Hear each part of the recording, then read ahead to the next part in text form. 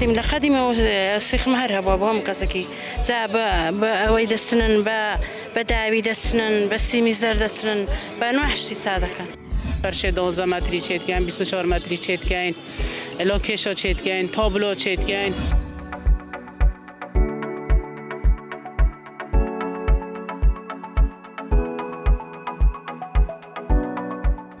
دست کرده کلتوری خومانه و کینه توایی که پیشانه همه دنیا بدن و بچین دورو برسه که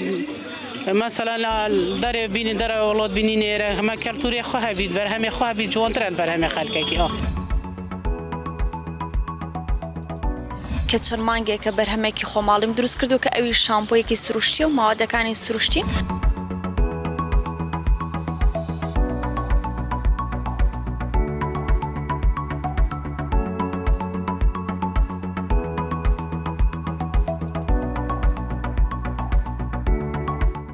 کونوا میخک وکو جوانی وکو بون وکو تار سریج بکار هاتیا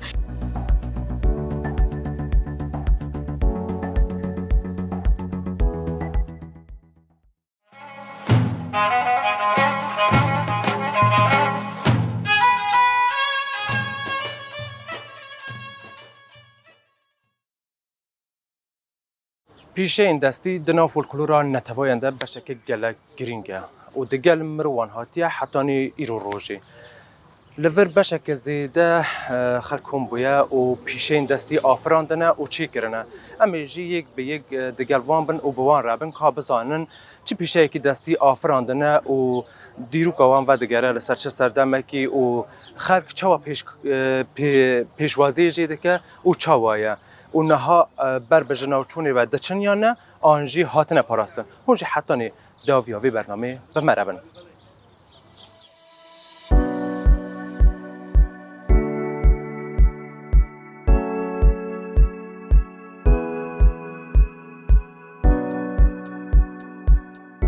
من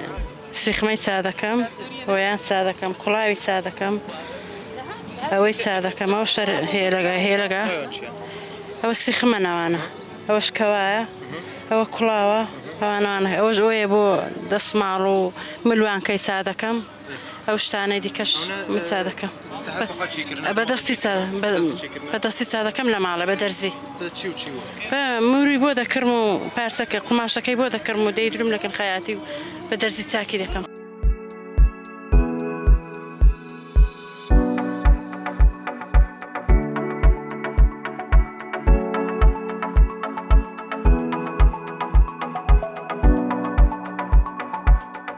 تیم لخدیم و سیخ مهر هوا هم کسی زا با وید سنن با داوید سنن با سیمیزر سنن با نوحشی ساده کن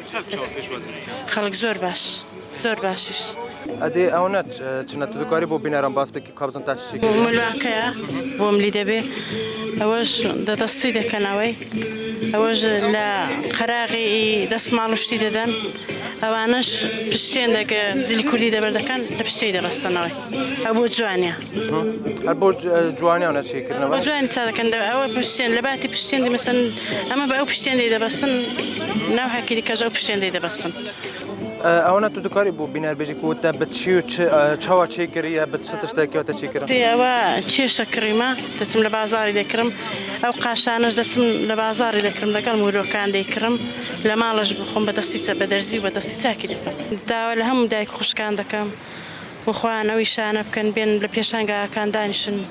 بیفروشن بو بجی روزانه خوان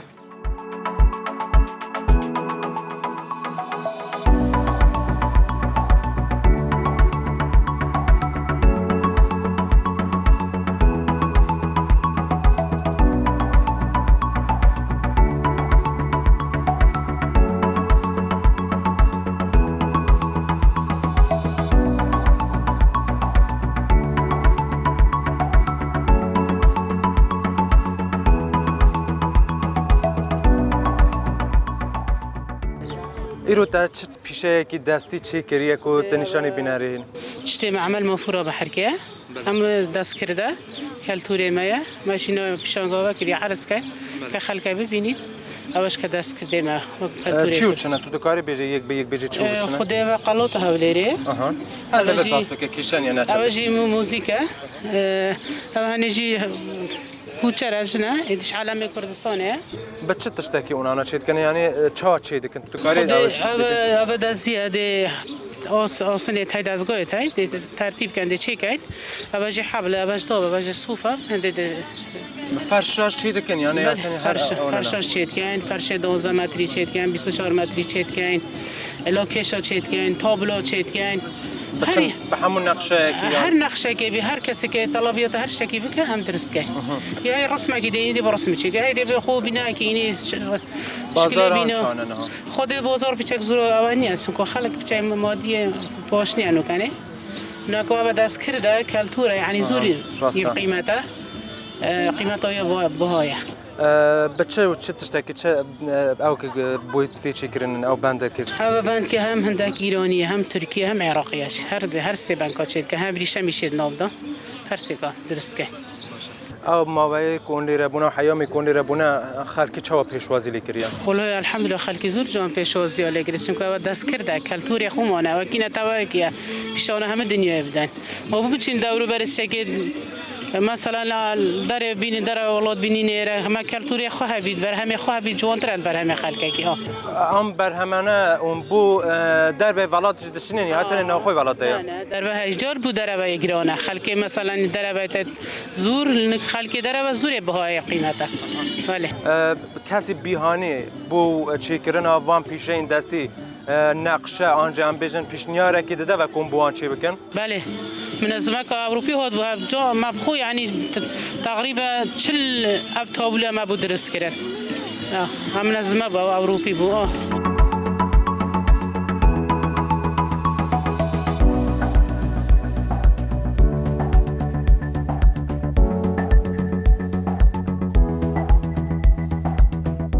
سردمه 120 دو سطح و بس سردمه نوکه با سردمه قدیمی هونه بوده بیرامته تا یعنی دای کلمه خلق مازن نشامتو اب دست کرده قدیمی که دست کرده نه بابا پیچک آلوگوری هات تدا کردن چواب آلوگور تدا هات خود هم بنوی و کی بنای نبو هم تزیی و کی نبو هم یعنی اچته پیشولش کرد و کی نبو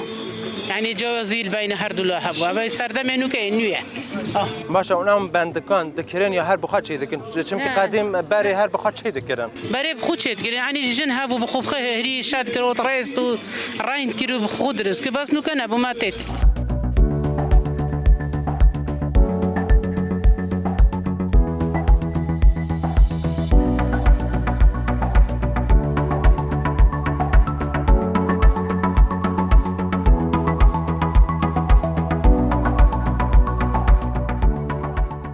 كان كبرهما بردوان بيت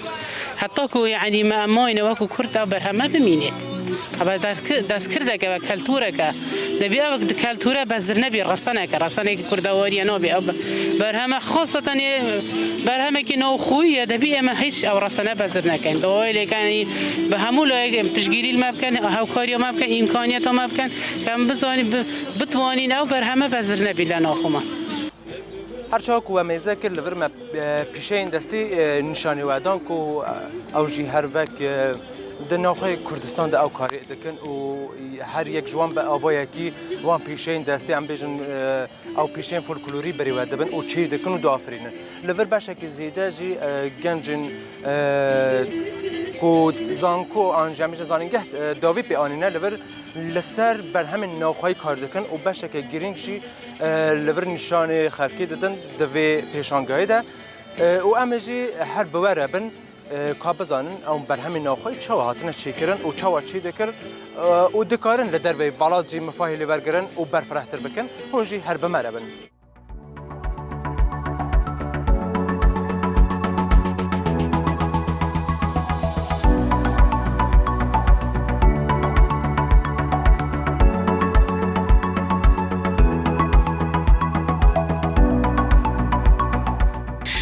بۆ ئەمڕۆ وەکو پێشانگایەکی فۆلکلۆری ئەو بەرهەمە خۆماڵیانەی کە هەیە لێرەدا کە بۆ یەکەم جارە لە بەحرکە بکرێتەوە منیش هەستاوم بۆی کە چەند مانگێکە بەرهەمێکی خۆماڵیم دروست کردو کە ئەوی شامپۆیەکی سروشتی و ماوەدەکانی سروشتین کە سپاس بۆ خواتوانیمە خەڵکێکی زۆر سوودی پێ بگەێنم هەم لەوەی کە بۆ خۆشم وەکو ئیشێک دەستم کەوتووە و پشت بە خۆم دەبەستم هەمیشەوەی کە خەڵکێکی باش ئیسفادە لە ماوەدەکانمان بکە چونکەوەی کە بۆ خۆمانە سدەیبینین بەرهەمی خۆماڵی هەتاوەکو زیاتر بەرەو پێش بچێت طبعاً خەڵک زیاتر سوودی پێدەگەێنرێت و هەمیش هەلی کارێکە کە بۆ خۆتی دەرەخسێنیت. ئەو شامپۆیە تا بە چی و چی کردە چی و چ تێکەڵاو کردە چا چێکرێت دوکاری ئەوێژی بۆ بینەران باس بکە هەندێک شتان پێ دەڵم ئەوەی تریشانەوەکو وڵی فەنی خۆتە ئەوە شتێکی دیکەیە بەڵام وەکو ئەوە یەکەم شت سیرم بەکارهێناو لە ناو شامپۆکە و دووهەم چەند جۆرە زەیتێکە کە هەمووشیان سروشتین و شتێکی زۆر باشە تایبەتە بەو کێشانەی کە لە ناو قژدا هەیە بۆ نمونە هەندێک کەسێک کە قژی زۆر تەنکەوت دەڕوتێتەوە هەندێک کەسێک کە قژی پڕ نابێتەوە هەندێک کەسمانەیە کە هەموو ڕۆژێک سەری خۆی دەشوا و قژەکەی زۆر چەورە و نازانێت شامپۆیەکی بۆ بەکاربێنێ تەوان سوپاس بۆ خواتوانی و هەموو کێشانە لە یەک شامپۆدا کۆ بکەمە و چارەسەرێکی باش ببووی. باشە ئەو شامپوانە کۆ تێنە بەکارانین خەڵک چاوە پێشوازی لێ دەکە ینی پێشوازی خەڵکی باش بووە باش نبووە یانێ بۆ ئەگەر مویەک بوەرە یان چربی بە وێ دەبرێە یانە بۆ ئەوەیان وەکو پێم وایە یەکەم کەس بوو بێتم کە توانی بێتم شامپۆیەکی سروشتی دروست بکەم چونکە تاوەکو سێت کەسێکم نەبینەوە شامپۆی سروشتی دروست بکە بەو جۆرە بۆیە بۆ پێشوازەکەی خەڵکێکی زۆر ڕووی تێدەکا بۆ نمونە هەندێک کەسێ دەڵێ با تاقی بکەم وەکو تاقیکردنەوەیەک لەسەر شامپۆکە بزانم ئایا سوودی هەیە یاخودنا لەو حاڵەتەدا ئەو کەسە کە ئیسفادی لێ دەکات بەردەوام دەبێت لەسەر بەکارهێنانی جگەلەوەش خەڵکێکی زیاتر سوودی لێ دەبینێت لە بەرامبەرەوەی کە دەوروبەرەکەی ئاگادار دەکاتەوە لەوەی کە شتێکی لەو شێوازە هەیە بۆ دەروێ بەڵات پێشوازی چاو بووە بۆ ئەوەیان ئێستا بەشێکی کورت کە لە دەرەوە هەیە خۆیان باسی مەناعەتی خۆیان دەکرد کە کێشیان هەیە لە ڕووی ڤیتامین دیەوە چونکە وەکو کوردستانیە کە خۆری زۆر بێ ئەوەش یەکێکە لە هۆکارانێک کەوا دەکات کە قژەکە بڕوتێتەوە خراپ بێ بۆیە سپاس بۆ خۆ کە ئەو بەرهەمەم نارد یعنی پێشوازێکی زۆر گەرمیان لێ کردو هەتا ئێستش کە داوایان کردوتەوە کە بۆیان ئامادە بکەم و بۆیان بنێر.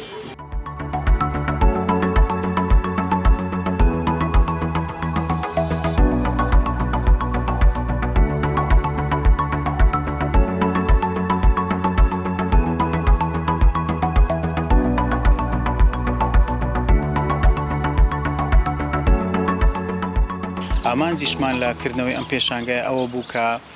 بە بازارخستنێک لە نێوان هاوڵاتی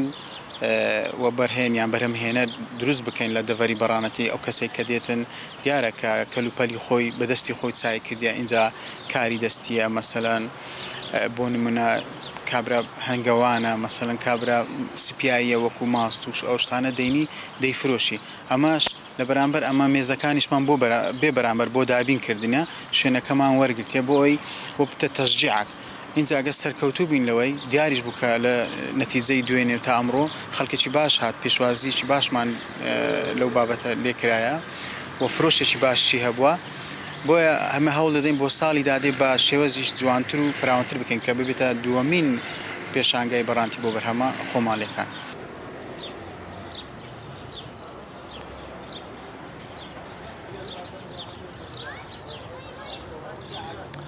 بەڵێ تەماشان و بینەرن هێژان لەڤەرژی کۆمەکی وێنەین جوان هاتنە هەرکردن ئەو وێنانە ژیانە ئەو کەسن و بەرهەمین ناخوایی دافرینن و ئەو کەسن و چاندنی دکن و ئەو کەسێک و پیشەین دەستی دافرینن لەڤەر دەوێ پێشانگەهێدا هاتنە هەرکردن و خەڵکشی پێشوازی لێ دەکە و لەڤەر مێزەی ژیانە وان خەڵکان دەکە ئەمەژی بەهاورە مێزەی وان وێنەیان بکەن کا بزانن ژیانەوان چاوایە.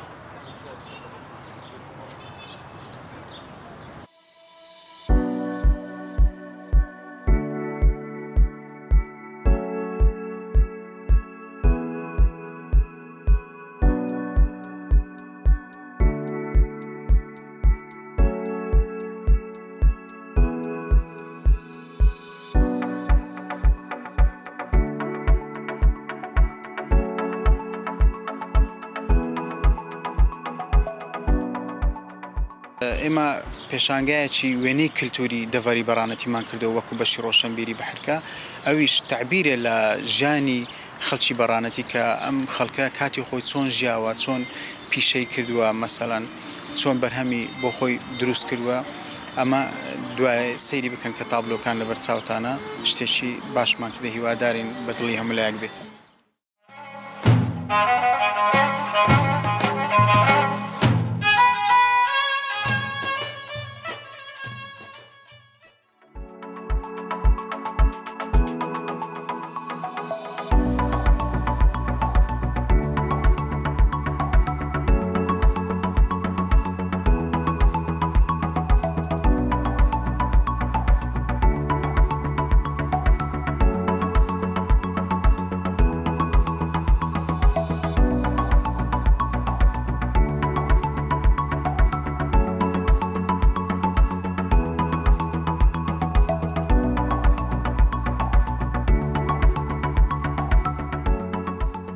ئەوەی پێم باش بوو لێرانە مێخەکە کە بە عەرەبی پێی دەڵێن قەنەفڵ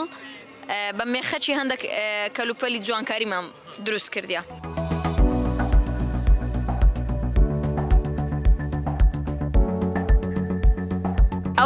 ئەو مێخەکەمان بەکارهێنا وەکو هەندێک کەس پێی دەڵێ شووتک یاخود قایشی سەرجلکی کوردی بەکاردەینن وەکو کەمەربەندی سەرجلکی کوردی. شێوازەکەشی لە هەر لە کۆنەوە مێخەک وەکو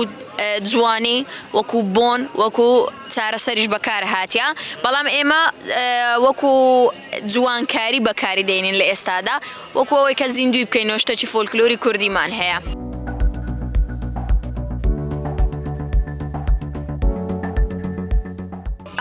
ئەوە لاستیقە لۆ ئەوی بە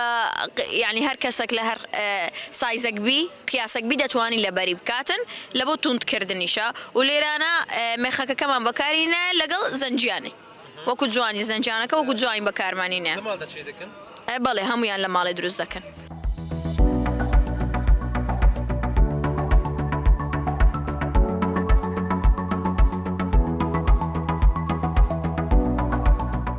ئەو بابەتانەمان هەیە شتی زۆر جوانن، ینی شێوازی قەدیمە نوێما کردەوە، ئەین زیاتر ئەوەی دروستکردناوی خۆمانە بەڕاستی ئەوانە، ینی لە دروستمان کردووە زۆر بابەت هەیە قەدیمیش هەبوو، ینی وەکو ئەوانەیە ساڵتەیە و هێلگە قەدیم هەبوو، یعنی مۆدیلی هاتەوە سێ بەشی هەمووی مۆدیلی ئەو ساڵ ئەوانەیە زیاتر هەروەها لەگەڵ کۆڵوانەشەیە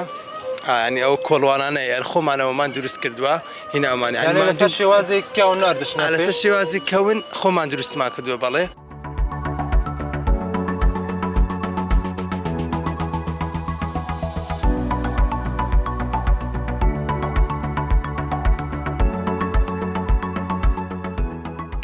سابوونمانەیە بۆ قش سابوونی غار و سابوونیشمانەیە بۆ پێست بۆ هەموو پێستێک پێستی وشک و پێستی چەور لەگەڵ شامپۆی سروشتیشمانەیەش بۆ قژە بە هەمان شێوە. لە ماڵدا چێ دەکەنیاوە تایە لە ماڵەوە دروستیانەکەین هیچی دەسا بەڵامی شەڵا فراوانەکەینەوە ئەیکەین بەکارگە. دوکاری بێژی چ تشتێکی تێکەل دەکەن چۆن چێ دەکەن؟ پێکاتەی سابوونەکان پێکاتیان ئەکسەرێتی زەیتە سابوون خۆی لە زەیت دروست دەکرێت ئێمەش زەیتی تیا بەکارێنین لەگەڵ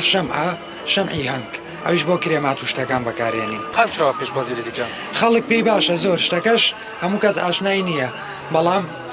لە چاو خۆیان خەڵک ئەیکڕێ و بەکاری هێنێت. شامپۆی وان چۆن پێنەسیکردن؟ شامپۆکانیش پێکاتەکەی گژوگای سروشتیە. بەڵێ گیای چیایی؟ بەڵێ گوڵە بایبوونی تایە یاسی تایە پێکاتەی زەیتی تایە. ئەدی کرێمەکانیش کۆمەڵێک زەیتی تایە لەگەڵ ڤیتامینە بۆ ئەنواعی پێست بەکاردێت بۆ سپیکردنەوە بۆ پێستی وشک بۆ حەساس بۆ هەستیار بۆمی بەکاردێت.